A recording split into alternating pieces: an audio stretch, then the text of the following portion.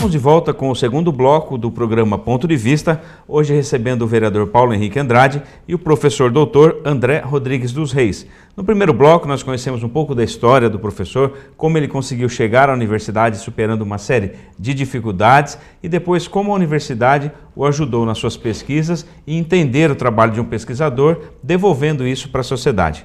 Professor, queria ouvir o senhor agora falando sobre a relação entre saúde, alimentação. O senhor falou um pouco sobre saneamento. Existe uma maneira da gente melhorar a nossa alimentação? O Brasil é um país de dimensões continentais. Então, muitas vezes o que é produzido aqui, talvez no norte ou no nordeste ou em outra região, não só pelo clima, mas também pelas características e pela questão social, não consiga devolver, o alimento com a mesma qualidade. Como é que o senhor trata isso e faz parte das suas pesquisas também? Hoje, a principal parte da minha pesquisa é a qualidade do produto agrícola. O que significa isso? Hoje, o Brasil é muito bom em produtividade de alimentos, só que a planta ela não faz mágica. A planta, para ela poder crescer, para ela poder desenvolver, reproduzir e produzir o grão, ela precisa de alguns elementos que nós chamamos de elementos essenciais, como nitrogênio, fósforo, potássio, cálcio, magnésio, micronutrientes. Assim como nós, humanos, precisamos desses nutrientes também, a planta precisa. Então, houve uma grande preocupação por parte dos pesquisadores aumentar a produção, a produtividade por área.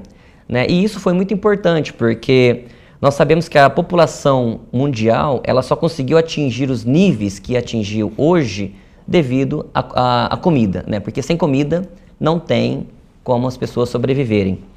Então, como que a gente fazia agricultura antigamente? Se nós voltarmos lá na década de 60, 70, o produtor ele vinha, pegava uma área, desmatava, plantava ali o arroz, o feijão, o milho, plantava na mesma área 1 ano, 2 anos, 3 anos. No 5º ano, já não conseguia produzir mais. Então, ele ia para uma outra área, desmatava outra área e ali produzia 1, 2, 3, 4, 5 anos. Aí não conseguia produzir mais. Aí o que ele fazia? Ia para outra área e assim sucessivamente, ao longo desses anos do Brasil, houve esse sistema de desmatamento para plantio do alimento.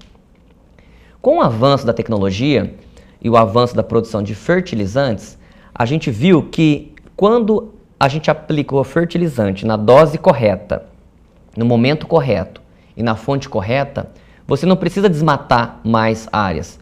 Existem várias técnicas, na agricultura foi desenvolvida várias técnicas de sistema de plantio direto, sistema de palhada. Por exemplo, você vê hoje, antigamente como o pessoal colhia a cana? O pessoal colhia, colocava fogo, ia carvão para tudo quanto lado, o pessoal ia lá e colhia. Hoje como é feito? Hoje é colhido por máquina, fica aquele sistema de palha que fica cobrindo o solo. Então aquela palha permite o quê? Que o solo retenha mais água no solo, retenha mais nutriente no solo, diminui a erosão.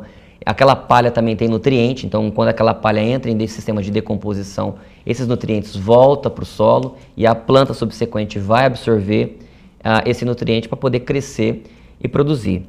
Então, até hoje, a preocupação foi como desenvolver técnicas para aumentar a produção do alimento. A gente viu que a produção de alimento cresceu, só que a quantidade de gente com algum tipo de deficiência de ferro, causa anemia, deficiência de zinco, deficiência de selênio, deficiência de magnésio, de cálcio. Cálcio é super importante para a formação dos ossos.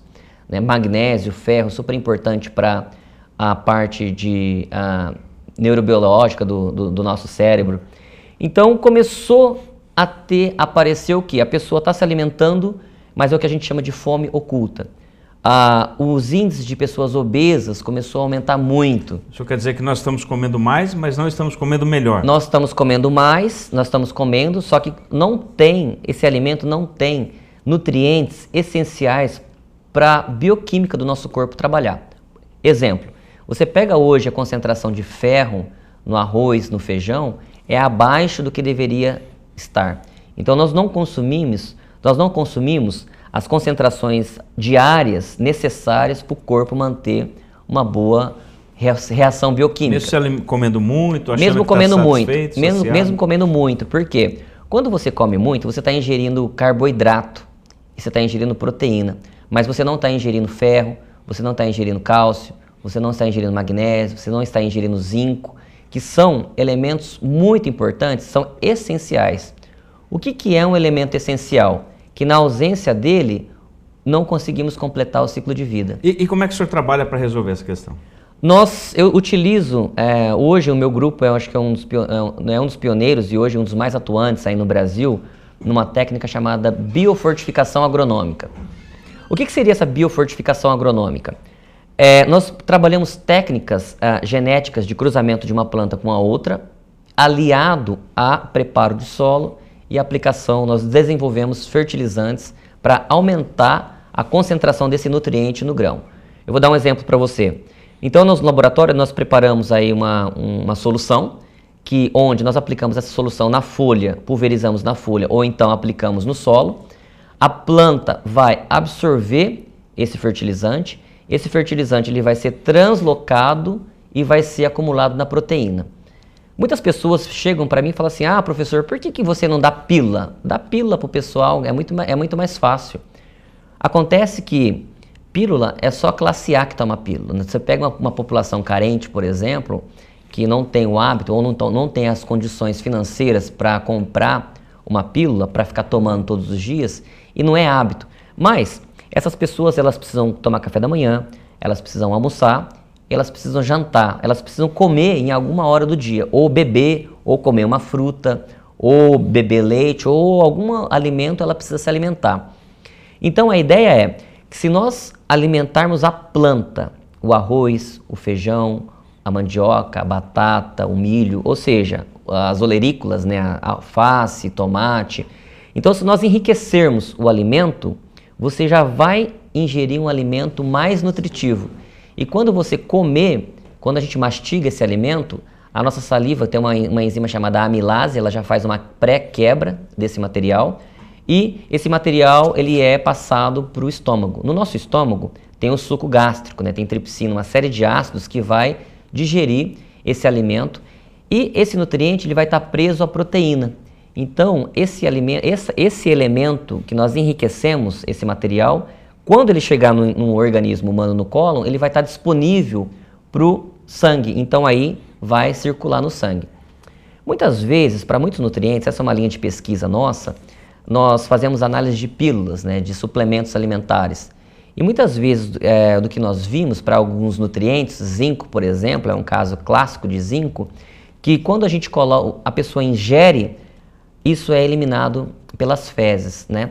Isso a gente chama de biodisponibilidade do nutriente.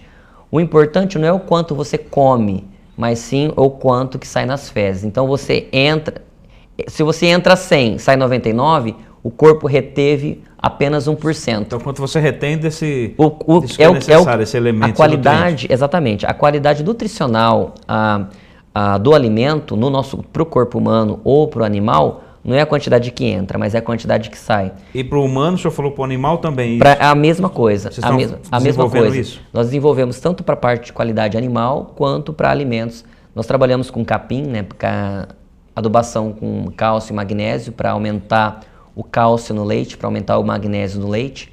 Então, ao invés de você tomar uma pastilha aí enriquecida com cálcio, porque muitas vezes essas pastilhas, elas estão numa forma inorgânica, ela é um sal. E muitas vezes o nosso intestino, o estômago, o ácido produzido, ele não tem a capacidade de dissolver esse sal. No alimento funciona melhor. No alimento, a biodisponibilidade do elemento via alimento, ele é muito mais eficiente. E existe a possibilidade de atingir mais pessoas. Com certeza, com certeza. Hoje, a maior área de desnutrição no Brasil está concentrada no Nordeste, né? Então, nós vemos que nós temos uma preocupação muito grande, principalmente em alimentos. A parte da minha pesquisa hoje ela é voltada para desenvolvimento da qualidade física bioquímica do feijão calpi. Por que feijão calpi? Aquele feijão que é feito baião de 2, né? Hoje o feijão calpi é a principal fonte de proteína no Nordeste, onde apresenta o maior problema de desnutrição humana. Então hoje nós temos um programa financiado aí pela CNPq, pela FAPESP, onde nós desenvolvemos pesquisa para aumentar a concentração de micronutriente no grão do feijão calpi. Inclusive, esse ano nós fomos um dos vencedores do prêmio Peter Murani. A Fundação Peter Murani, todo ano, ela oferece um prêmio pelo melhor trabalho na área de alimentação. E é nacional? É nacional. O Brasil inteiro concorre. E a Unesp indicou, as nossas pesquisas foi indicada pela Unesp, de toda a Unesp, dos 34 campos da Unesp, o nosso foi o único trabalho indicado para concorrer essa premiação, que foi a dissertação de mestrado de um aluno meu, onde ele desenvolveu um sistema de adubação do feijão calpi com selênio. Muitas pessoas morrem devido à deficiência de selênio hoje. E o selênio ele é conhecido como um elemento anticancerígeno. Então, desde a década de 80, já se conhece uma relação muito forte entre selênio e câncer. E nós enriquecemos em condições ideais, em condições seguras, o feijão calpi. E quando a pessoa come esse feijão calpi, ele vai estar ingerindo diariamente concentrações ideais de selênio por dia. O senhor falou da desnutrição.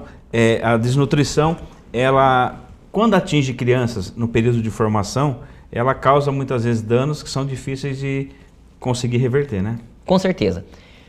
Hoje, um grande problema no Brasil é a deficiência de ferro e zinco. Hoje nós temos 1 a cada 7 pessoas no mundo tem deficiência de ferro. Então, se você tiver num grupo de amigos, 1 a cada 7, ali a probabilidade de uma pessoa ter a deficiência de ferro ela é muito grande. Por que nós temos deficiência de ferro? Os solos do Brasil têm muito ferro. Acontece que existe uma regulação genética, a planta ela não consegue absorver aquele ferro do solo. Então, o arroz, o feijão, a batata, o milho, a concentração de ferro é muito baixa. E como que a gente adquire os nutrientes? Através da alimentação. Tem até um ditado que eu sempre gosto de falar, nós somos o que comemos. Nós somos o que comemos. Então, a gente tem que procurar hoje ter uma diversidade na alimentação justamente para poder ter uma maior riqueza desses alimentos. Né? Hoje, por exemplo, mulheres grávidas. Mulheres grávidas praticamente é mandatório tomar ácido fólico e tomar vitamina C. Né? A vitamina C ajuda a retenção do ferro no organismo e não ser eliminado pela urina e pelas fezes. E as nossas pesquisas atuam justamente aí. Então, existe um antinutriente chamado fitato, porque a planta absorve fósforo. O fitato ele é considerado um antinutriente porque quando a gente ingere um feijão, o feijão tem muito fitato, então é super importante, até deixar uma dica aí para o pessoal de casa, quando comer feijão, grão de bico, sempre deixar de molho. Quando a gente deixa de molho 24 horas, a gente vê que sobe uma babinha verde, né? Aquela baba, na verdade, é o fitato. E quando você ingere essa substância, quando entra em contato com o nosso estômago, dentro do estômago ele rouba, ele consegue, é como se fosse um ímã. Ele atrai o ferro, ele atrai o cálcio e ele atrai o zinco, que são elementos importantíssimos. Por isso que é importante deixar de molho. Por isso que é importante deixar de molho para sair aquela babinha branca. Aquela babinha branca é esse antinutriente chamado fitato. Professor, como é que essas pesquisas podem se transformar em leis, em projetos que ajudem a sociedade, né? Nós estamos atuando nessa parte também, aqui no curso de Engenharia de Biosistemas e junto com o pessoal da administração, nós temos a parte de políticas públicas. Né? Hoje nós estamos correndo, como eu disse no primeiro bloco, nós conseguimos, através das pesquisas, mostrar a importância do selênio hoje na alimentação humana aqui no Brasil. E nós já conseguimos aprovar a primeira lei aí que sugere a adição de selênio, né? Claro que é preciso ainda, muitas mudanças, precisa ainda o interesse público em tornar isso mais acessível para a população. Nós desenvolvemos a pesquisa, mostramos que é bom, provamos que é bom para a saúde humana. Agora nós precisamos também do empenho público para levar isso, para facilitar a comercialização, né, desses alimentos. Né? Então hoje isso já é uma realidade no Japão. Então, no Japão você compra lá tomatinho enriquecido com cálcio, tomate enriquecido com zinco, tomate enriquecido com selênio. Imagina você pegar um tomate... Personalizado, do que você precisa. Exato. Imagina você pegar um tomate, comer esse tomate, você vai estar aumentando o seu sistema imunológico. Hoje aí principalmente aí com uma série de doenças, né? Por exemplo, um dos casos alarmantes hoje é o coronavírus, né? Muitos médicos estão circulando aí notas para você aumentar o consumo de vitamina C, aumentar o consumo de selênio. Olha a importância do selênio, porque o selênio, junto com a vitamina C e junto com o ferro, ele aumenta o seu sistema imunológico. Então, o seu sistema imunológico fica mais forte contra ataques. Mais protegido, né? Mais protegido contra ataque. Vou passar para o vereador Paulo Henrique. Nós estamos indo para a parte final, professor. A gente sabe que são assuntos que não se esgotam, né? Mas, infelizmente, a gente tem a questão do tempo. Vou deixar para o vereador uma fala final. O senhor até falava sobre alimentação, modificação. Uma coisa que eu sempre converso com o André, que aqui a gente sempre teve a ideia de ser o corredor da fome. Né? E eu nunca concordei com isso e discuto muito isso com o André, que às vezes o pessoal fala, aqui em Tupã, nosso solo não é um solo fértil, não é um solo bom. E o André sempre me explica que isso não é verdade, porque o solo você pode produzir onde você quiser. O que é importante é você corrigir e trazer com eles os nutrientes que você precisa. Quando ele fala que aquele tomate vai ter ferro, vai ter cálcio, vai ter aquilo, não é porque ele vai mudar geneticamente o tomate, mas em si porque ele vai agregar no solo e vai trazer o enriquecimento no solo para transformar esse tomate com mais nutriente. Então ele sempre falou que, eu sempre brinco, né, que o meu sonho era quando ver onde tem cana-de-açúcar, plantação de soja, onde a gente vê mais mandioca, mais amendoim, para que a gente realmente desenvolva essa nossa tecnologia, a nossa agricultura. E o André sempre explica, ele deu um exemplo muito bom, não sei se vai ter tempo dele explicar tudo, mas a gente pode marcar um próximo programa, que ele foi lá no Nordeste, onde o pessoal, sem ter o contato com a terra, o pessoal está produzindo fruta para exportação e frutas com qualidades, nutrientes, que você não encontra em nenhum lugar. Na areia de praia, lá no, se eu não me falando, lá em alguma cidade. Em Soró, no Nordeste. Mossoró. Isso que eu acho que é importante, ele explicar para a população e a gente ter isso dentro da gente, de saber que não é necessariamente porque você está numa localidade que talvez não seja lá, sei lá, no Mato Grosso, ideal, que você acha que não seja terra roxa, igual nós temos no Paraná, no Sul, mas isso não é importante. O importante é você ter água, sol e um engenheiro agrônomo para poder utilizar e nos ajudar nessas questões. Professor, aproveitar essa última pergunta do Paulo, já emendar uma para o senhor responder também. Ele falou sobre a característica da nossa região e eu queria que o senhor falasse também, complementando, além do que ele levantou, a questão da universidade. A Unesp está inserida numa região e poder, né, entender essa realidade e de que maneira contribuir para a gente mudar ou melhorar esse quadro. Certo. A Tupã, a Alta Paulista, ela é considerada como uma região com solos muito arenosos, né? E solos muito arenosos são solos muito pobres. Então hoje, eu sou muito grato de estar na Unesp de Campos de Tupã, porque hoje a universidade, nós oferecemos laboratórios, nós oferecemos treinamento para os alunos de toda a região. Então, um aluno que quiser cursar ou administração, que quiser cursar engenharia, que quiser fazer pesquisa, a universidade está de portas abertas, né, para receber produtores rurais que precisam. A Unesp organiza muito simpósio, workshop, seminários, dias de campo dentro da universidade para mostrar como que nós podemos utilizar esse conhecimento para melhorar a qualidade de vida da população através de uma alimentação mais saudável. Tupã, na região de Tupã, tem solo arenoso? Tem, mas se nós soubermos cuidar desse solo, se nós fizermos um manejo adequado, aumentar a matéria orgânica desse solo, fazer uma culturas anuais, rotação de cultura, nós colocarmos aí, deixar parte em pousio para a gente acumular matéria orgânica naquele solo. Plantio direto, sistemas de plantio direto, remoção de camadas de compactação em diversas profundidades. Então, tudo isso são técnicas que hoje nós desenvolvemos com produtores aqui da região. Alguns produtores nos procuram para fazer pesquisa ou até para fazer visitas. Às vezes eles têm um problema, eles precisam de A Unesp ela tem esse papel também de extensão rural. Então, o produtor pode procurar a universidade, nós temos essa parceria com os produtores. Então, hoje nós fazemos pesquisa para desenvolver um sistema sustentável, ecológico, que não agride o meio ambiente e mesmo assim conseguimos fazer uma produção de alta qualidade, alta produtividade e alta qualidade bioquímica, nutricional desse produto agrícola. Na região de Tupã, nós conseguimos fazer produção de alimento com sustentabilidade para aumentar a quantidade e qualidade do produto agrícola. Professor, eu queria agradecer a sua vinda aqui. Eu sei que o assunto é extenso, mas devido ao tempo, nós vamos ter uma outra oportunidade para continuar falando sobre isso, sobre alimentação, sobre a universidade pública. Parabenizar o senhor por essa trajetória e principalmente por ter esse compromisso de devolver à sociedade esse investimento que a própria sociedade fez e o senhor teve a oportunidade de sonhar e de transformar isso numa realidade. Obrigado pela sua vinda, convite do vereador Paulo Henrique. Eu que agradeço. Vereador, obrigado pela sua vinda também. E hoje nós dois fomos telespectadores, né, de um professor doutor que falou coisas interessantíssimas. Eu sempre falo, né, que é gostoso quando você ouve alguém mais inteligente, né? E o André, faz tempo que a gente está ensaiando aqui, até agradeço o Marcel aqui que... Falei, André, vai ligando pro... O Marcel, vai ligando pro André, vai conseguindo uma agenda com ele, não é fácil, a hora que você conseguir encaixar, você me fala, porque realmente ele sempre está viajando, sempre está fora do país, ou sempre está em outras Unesp dando treinamento, curso, e realmente o que ele fala dá gosto de ver. E o que ele traduz e o que eu aprendo muito com ele, principalmente para a população que às vezes nos assiste aqui, fala, mas isso aí é muito longe. Não é não.